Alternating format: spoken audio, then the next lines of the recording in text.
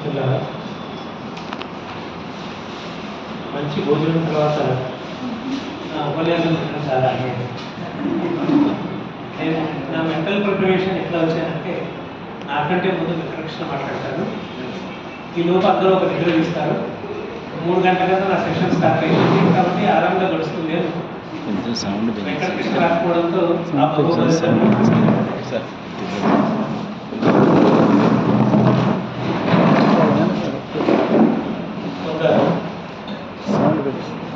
అక్కడ అవసరం నేను రాసుకున్న నోట్స్ చదవాల్సిన అవసరం కూడా ఉంటుంది. కాబట్టి కొంచెం ఓపిక్గా ఫాలో అవ్వమని, నేను నా అనుభవాలు చెప్తున్నాను కాబట్టి ఆ అనుభవాలు ఏమైనా మీకు ఉపయోగపడేటట్టుంటే నోట్ చేసుకోమని చెప్తున్నాను. కొత్తగా కథ ఎవరు ప్రారంభించాలనుకున్నా ఎదురయ్యేటువంటి సమస్యలను మామూలుగా అయితే మన తెలుగులో బాలారిష్టాలు అంటారు. అటువంటి బాలారిష్టాలు చాలా వస్తాయి. కొత్తగా కథలు ప్రారంభిస్తున్నటువంటి వాళ్ళ గురించి నాకు ఇంతకు ముందు కథలు రాసినటువంటి వాళ్ళు నా టార్గెట్ కాదు. నా టార్గెట్ ఆడియన్స్ 1-2 కథలు మాత్రమే రాసిన వాళ్ళు, లేదా అసలు కథలు ఇంతవరకు రాయని వాళ్ళు, వాళ్ళని ఉద్దేశించి మాత్రమే మాట్లాడతాను. అందుకోసమే నేను మేడం గారికి ముందుగానే నేను ఎంపిక చేసుకున్నటువంటి ఒక 4 కథలు, మీరు పంపించినటువంటి 3 కథలు వర్క్షాప్కి వచ్చే వాళ్ళకు షేర్ చేయండి. వాళ్ళు చదువుకొని వస్తే నేను ఏం మాట్లాడుతున్నానో వాళ్ళకి అర్థమవుతుంది. కనీసం 75% అయినా చదువుకొని వచ్చుంటారని.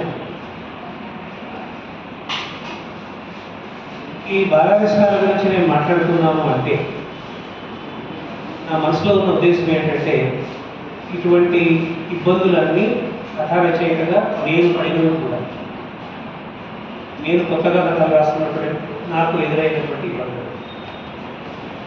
చాలామందికి కథ ప్రారంభించేటువంటి ముందు వచ్చేటువంటి అనుమానం ఏంటంటే, మనం ఏ ప్రయాణంలోనూ ఉంటాము, ఎవరితోనో మాట్లాడుతూ ఉంటాము, ఏదో పుస్తకం చదువుతూ ఉంటాము, మనసులో కథకు సంబంధించినటువంటి ఏదైనా వస్తువు కలుగుతుంది, లేదా ఒక భావన ఏదైనా ఒకటి కలుగుతుంది.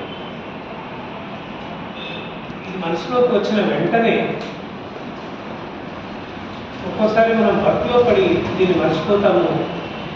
అట్లా కథలు కాకుండా పోయిన చాలా వస్తువులు ప్రతి రచయితగా మనం ఇది అనుకుంటాం, ఈ వస్తువు మీద మనం రాయాలి, ఇలా కదిలించింది. బహుశా 2-3 రోజులు మీకు తీరికనే ఉండదు ఆ వస్తువు గురించి మర్చిపోతాం.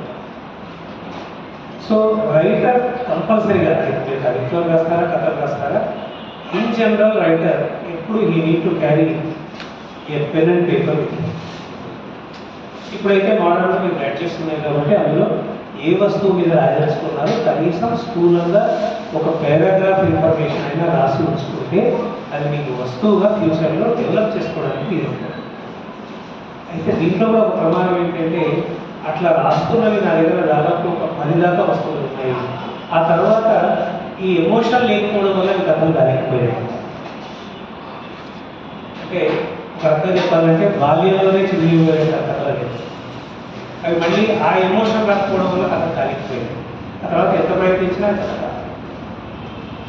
ఓకే, అంటే మనం తీసుకోవాల్సినటువంటి జాగ్రత్తల గురించి చెప్తాను. వీలైతే ఇమ్మీడియట్గా రాయగలిగితే, వెసులుబాటు అనుకుంటే వెంటనే ఏదో ఒక ఫామ్లోకి దాన్ని కథగా మార్చేయడం, దాని తర్వాత డెవలప్ చేసుకోవడం వేరే విషయం.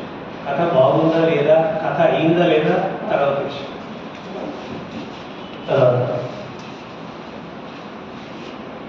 ఒక వస్తువు లేదా ఒక భావన అనుకున్న తర్వాత దీన్ని పేపర్ మీద పెట్టే టైంకి పెరుగుతుంది. చాలా అనుమానాలు మన మనసులో, కొత్త కథలో మనసులో వస్తాయి. ఒకటి, దాని గురించి ఆలోచిస్తూ కథను రాయడమా, కథ గురించి ఆలోచిస్తూ ఆ వస్తువు గురించి ఆలోచిస్తూ కథ రాయడమా, లేదా చివరి గంట ఆలోచించుకున్న తర్వాతనే కథ రాయడమా. ఈ 2 పద్ధతులు ప్రాక్టీస్లో ఉన్నాయి. ఎక్కువ మంది కథకులు కథను చివరి దాకా అనుకుని రాస్తారు. నేను మొదట్లో మొత్తం కథా నిర్మాణం ముందే మనసులో తయారు చేసుకుని కథలు రాయలేమో అనుకునేవాడిని. నాకు మనసులో ఫీలింగ్ ఉండేది నేను కథలు ప్రారంభించినప్పుడు. కథా నిర్మాణం అంటే అందులో ప్రారంభం, పాత్రలు, సంఘటనలు, సన్నివేశాలు, భావ సంఘర్షణ, ముగింపు. ఈ అన్నీ ఒకేసారి అనుకుని కథా నిర్మాణం మొత్తం మనసులోనే అనుకుని కథలు రాయలేము. నాకు గుర్తున్నంత వరకు మారుతి అంటారు కథలు రాస్తాడు. కథా నిర్మాణం మొత్తం ముందే అనుకొని రాస్తాడు. షరీఫ్ కూడా అట్లాగే రాస్తాడు. కథా నిర్మాణం ముందే అనుకొని రాస్తాడు. కాకపోతే నా అనుభవం వినలేదు. నాకు ఈ ఐడియా ఎక్కడి నుంచి వచ్చింది? ఒక సీనియర్ కథకుడు ఇట్లాగే కథల వర్క్షాప్ అటెండ్ అయ్యేటప్పుడు తను చెప్పినటువంటి పద్ధతి. నేను అప్పుడు ఏమనుకున్నానంటే ఇది రూల్ ఏమో, ఇది అందరూ పాటించాల్సిందేమో. ఎందుకంటే చెప్పింది చాలా పెద్ద ఆయన, సీనియర్ కథకుడు, దాదాపు ఒక 70-80 కథలు రాసినటువంటి సీనియర్ కథకుడు ఇది చెప్పిన తర్వాత విశ్వసించాలని రూల్ అనుకోండి. హెడ్ మాస్టర్ హెల్స్ టోల్డ్. సో కాబట్టి నేను కూడా ఇట్లాగే రాస్తానేమో, రాయాలేమో అని మొదట్లో అనుకున్నాను. కానీ నాకు ఉన్నటువంటి అనుభవాలు ఇది తప్పని గురించి. కొన్నిసార్లు ఉద్వేగంతో కథ మొదలుపెట్టగానే ఒక ప్రవాహంలాగా సాగింది. మీకు ఒక మనసులో ఒక ఫీల్ కలిగింది. ఆ ఫీల్ను కథగా రాయాలనుకుంటున్నారు.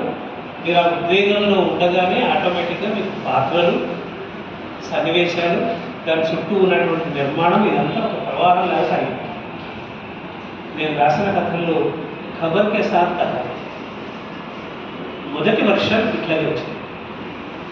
మీకు పంపించిన వర్షన్ మొదటి వర్షన్ కాదు. మొదటి వర్షన్ ఒక ప్రవాహంలాగా నేను ఒక జర్నీలో ఉండగా ఒక ఫేస్బుక్లో వచ్చినటువంటి ఒక ఫోటో చూసి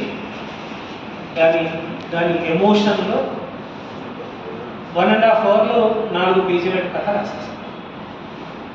మొదటి వర్షన్ అట్లా తయారైంది. రాస్తున్నప్పుడే దాని ముగింపు కూడా కట్టింది. ఇట్లా ఉండొచ్చు, ఇలా ముగించాలని నేను ముందే అనుకోలేదు. This is one of my experience. అంటే అన్ని కథలు ఇట్లా రాస్తానని చెప్పడం లేదు, కొన్ని కథలు ఇట్లా కూడా తయారవ్వచ్చు. 2, కొన్ని కథలకు ముందే బాగా ప్రణాళిక వేసుకున్నాను. ఈ అంశం నేను చెప్పదలుచుకున్నాను. ఇందులో ఈ పాత్ర ఇలా ఉంటే బాగుంటుంది, ఈ అంశాన్ని ఇట్లా వివరించాలి, ముందే పక్కాగా ప్రణాళిక అనుకుని ఆ ప్రణాళిక ప్రకారము రాసుకుంటూ పోతే అదంతా అయిపోయాక ఏదో వెళుతుంది కదా, నాకే సంతృప్తికరంగా. ఆ తీవ్ర సంతృప్తి, కథా నిర్మాణం మీకు అసంతృప్తి అనిపించినప్పుడు, మీకే నచ్చినప్పుడు మీరు ఎదుటివాళ్ళకి పంపించే సాహసం చేయండి. కనీసం ఒపీనియన్ కూడా అడగరు. ఎందుకంటే మీరే సాటిస్ఫై కాదు, ఇంకా బయట వ్యక్తి సాటిస్ఫై అయ్యేటట్టు నేను. సో అప్పుడు ఏం చేశానంటే కథను పక్క పెట్టేసి మళ్ళీ కొద్ది రోజుల తర్వాత ఆలోచించి మళ్ళీ కథను తిరిగి రాశాను. ఈసారి ఏమైందంటే గతంలో ఉన్న కథ కంటే ఒక భిన్నమైన ట్రీట్మెంట్ వచ్చింది. నేను ఊహించని ట్రీట్మెంట్ వచ్చింది. నమ్మశక్యం కానంత గొప్పగా కథ తయారైంది. ఒక్కోసారి ఈ నిర్మాణంలో వచ్చిన మార్పు కథ మంచిది కావడం అనేటువంటిది మనకే ఆశ్చర్యం కల్పిస్తుంది. మనకి శభాష్ అంత బాగా సాటిస్ఫై అవుతుంది. ఇటువంటి అనుభవం కూడా ఉంటుంది నాకు. ఒక్కోసారి ముందే ప్రణాళిక చేసుకుని కథ రాస్తాను. పాత్రల పట్ల మనకే చాలా స్పష్టత ఉంటుంది. కథ పర్ఫెక్ట్గా ఎగ్జిక్యూట్ అవుతుంది. ఇట్లాంటి కథలు అందులో దీపావళి పెద్ద కథల ఎడిషన్లో వచ్చిన నా కథ మిగిలినది శేషం. 2022 దీపావళి ఎడిషన్లో పెద్ద కథల శీర్షికలో వచ్చింది. 30 ఏళ్ల రాయలసీమ జీవితం 30 ఏళ్ళు వచ్చినటువంటి మార్పు. ఇంకా స్పష్టంగా చెప్పాలంటే 1964-65తో ప్రారంభించి 2015 వరకు హోల్ లైఫ్ స్పాన్. దాంట్లో ఒక కుటుంబంలో వచ్చినటువంటి, ముఖ్యంగా స్త్రీ కేంద్రంగా వ్యవసాయంలో వచ్చినటువంటి, ఇంకా చాలా స్పష్టంగా వ్యవసాయం చేస్తున్నటువంటి బ్రాహ్మణ కుటుంబంలో బ్రాహ్మణ స్త్రీలు జీవితం